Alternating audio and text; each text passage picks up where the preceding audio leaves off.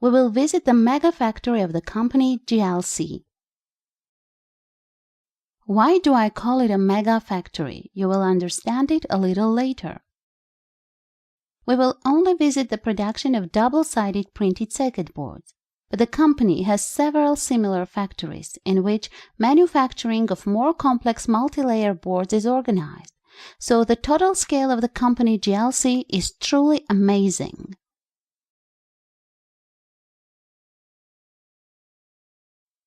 The shooting was spent few days, and I hope you will appreciate it. Please support this video and share it with your friends in social nets.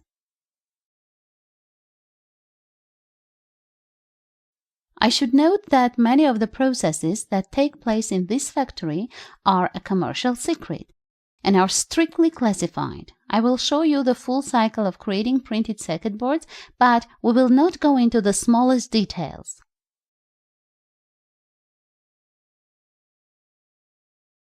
The factory works 24 hours daily and 7 days a week non-stop. There are several shifts of workers. Given that the plant is 90% automated, it has a monstrous production capacity.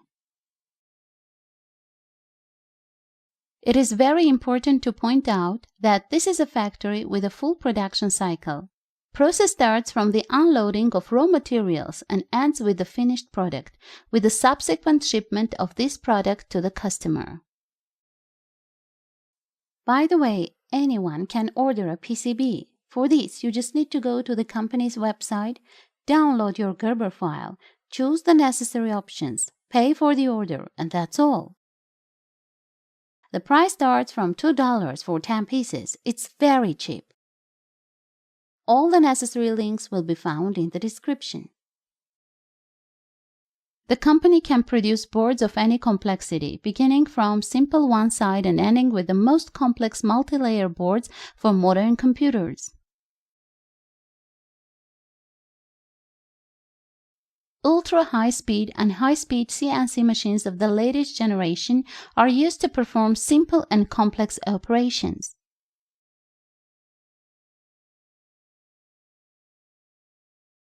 Everything begins here, where raw materials are unloaded. This is mainly textile and auxiliary materials that are needed for the production. Then the sheets of textile go to the first workshop.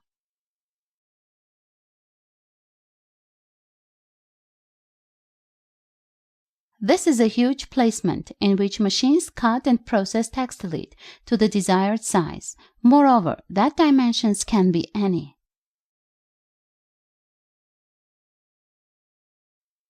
The textile is cut and the conveyor moves them to the other machines for processing the edges. Then they assemble into packages of several pieces and are redirected to another workshop, and we will be teleporting there to follow them.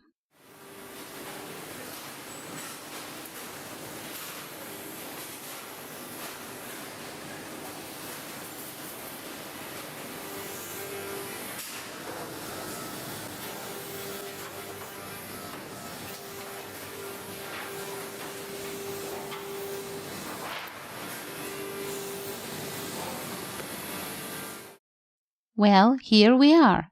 Huge machines with computer numerical control perform their work. Drill holes on the board. Yes, in the industry everything is slightly different. Holes are drilled before etching. Here are about 70 units of drilling machines. Step 3. Drilling.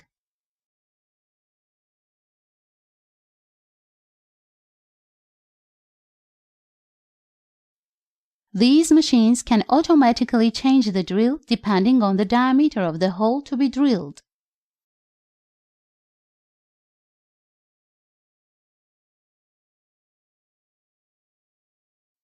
In addition to the main holes are also drilled precision fixing holes. They are needed later for other processes, for example, the precise installation of a photomask to transfer the board image to the foil surface. After drilling, burrs may occur. Therefore, the boards are processed and cleaned with abrasive brushes.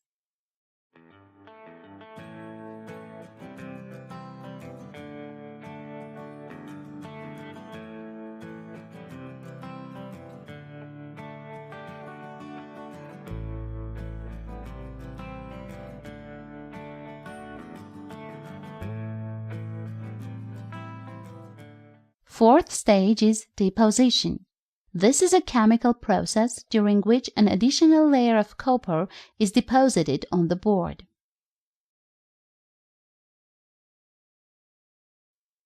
At this stage, the primary metallization of the holes is formed. Metallization is a very important step when creating double-sided or multi-layer printed circuit boards.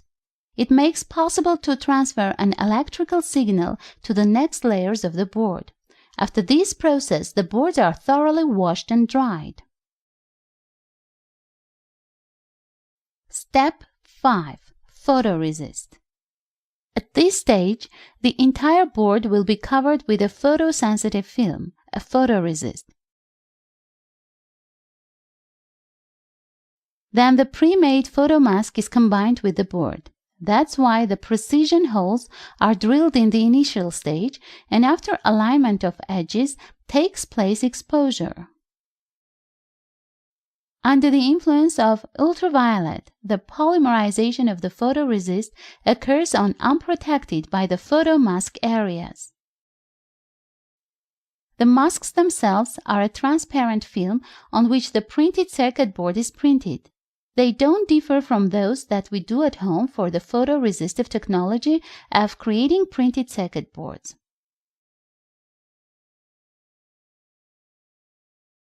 Next comes the exposure process, and after that, the extra photoresist is washed off. At the very end, the boards are baked in powerful ovens to increase the mechanical strength of the photoresist. Maybe for somebody, the sixth stage will seem strange. Do you remember the metallization of the holes? In the holes now there is a thin copper layer, while fragile and not protected. At this stage, a layer of tin lead alloy is chemically deposited on previous copper layer, thereby obtaining reliable metallization of all the holes. So, the tin lead alloy is also deposited on the bare copper tracks, from which the photoresist was removed earlier, and these tracks will eventually remain with us. Everything else that is under the photoresist dissolves during etching. The process is actually quite complicated. The boards are transformed from one chemical bath to another up to 10 times.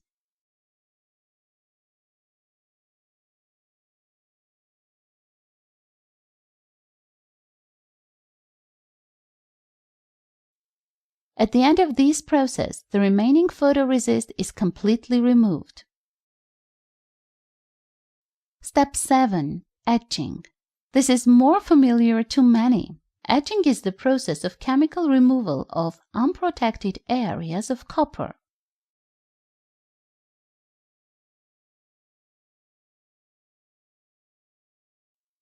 The etching bath itself is a huge conveyor in which the board is repeatedly processed by jets of etching solution. On the output, we get an almost ideal etching board.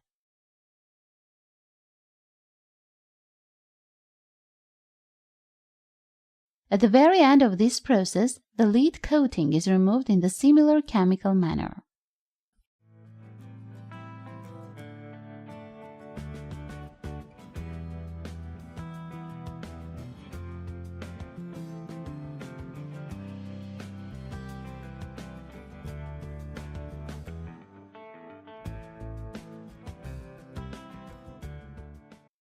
Of course, small non-etched areas can be formed, but later the boards will pass a detailed quality control, where all will be corrected.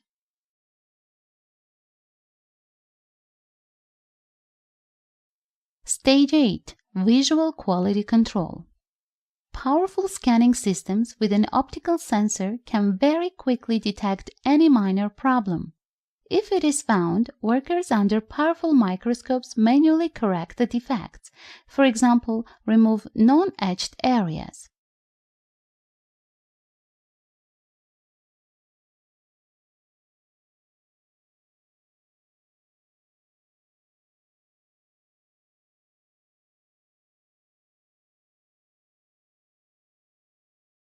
This work is done mostly by women. Probably they are more attentive.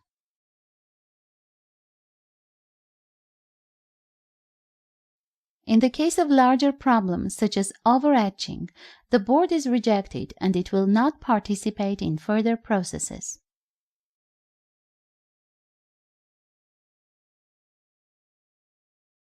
The next stage is the masking.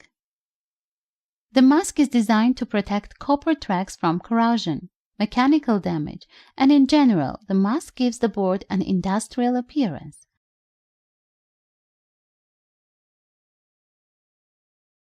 The mask can be any color. The company offers customers a wide choice, but basically it's a traditional green.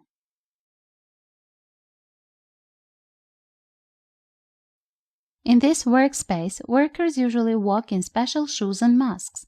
The composition of the solder mask is made from epoxy and has a peculiar odor, but I didn't smell any.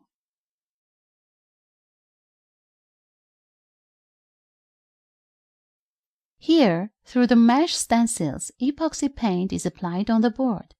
The principle doesn't differ from the screen printing.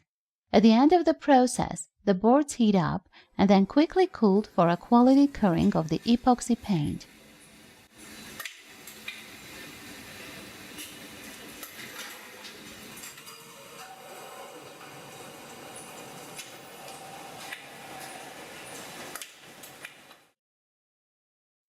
Step 11. Silkscreen printing. This process is almost the same as the process of applying the solder mask. This time, the same way marks and contours of components, logos, and even initials of clients are applied. That is to say, everything that the customer will ask.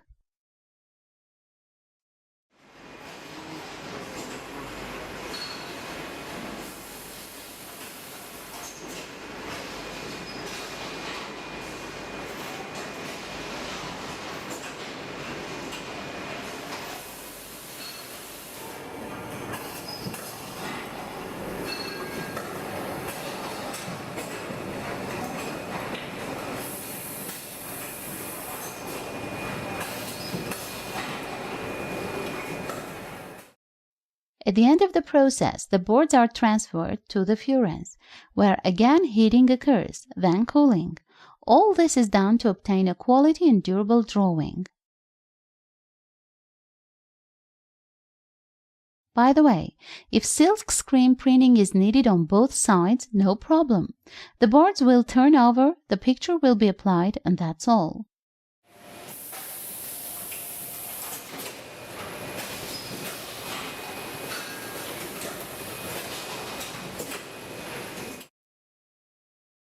Since for each board a new stencil is needed, you will probably have a question: where do these stencils come from? A good question.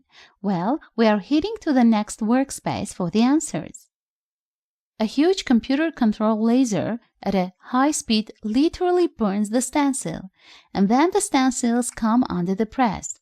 Well, the next stage you have already seen.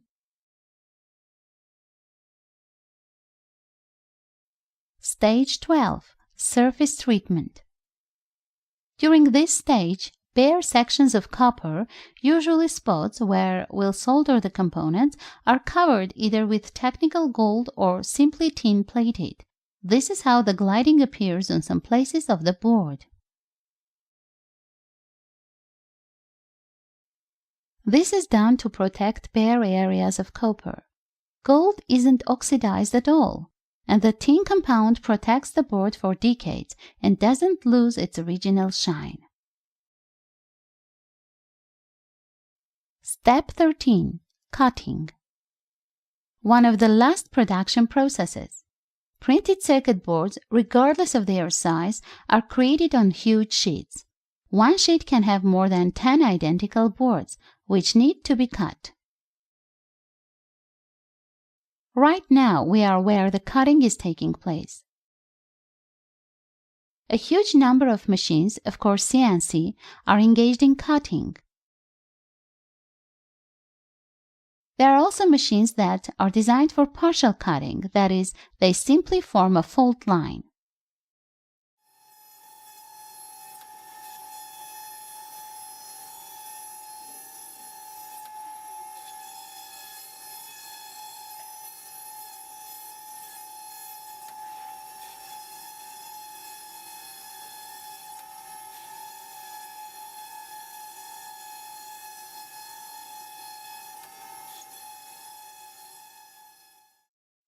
Surely, many of you have ordered at AliExpress a batch of small boards and faced with this phenomenon.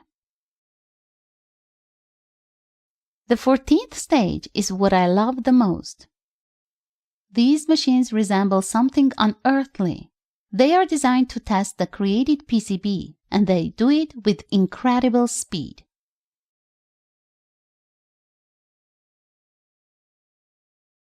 These robots not just check the board, but also compare it with the original Gerber file. Obviously, human intervention here is unnecessary.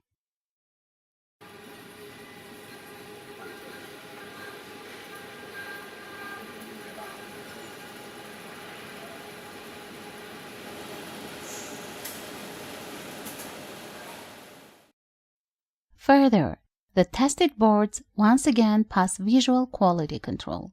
They are counted before packing and sorted, and then go to the packaging department.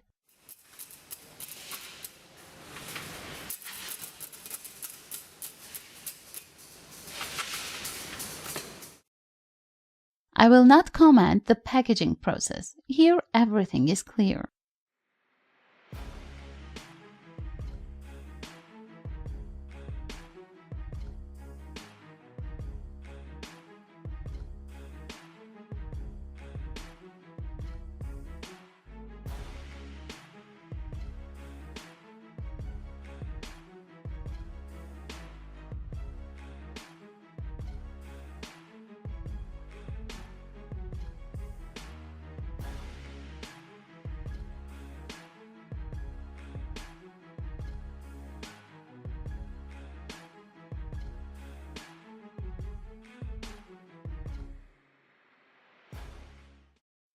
The final stage, warehouse and shipping. From here, customers' orders are sent to the most remote corners of the planet so that we can make our own projects on high-quality industrial printed circuit boards.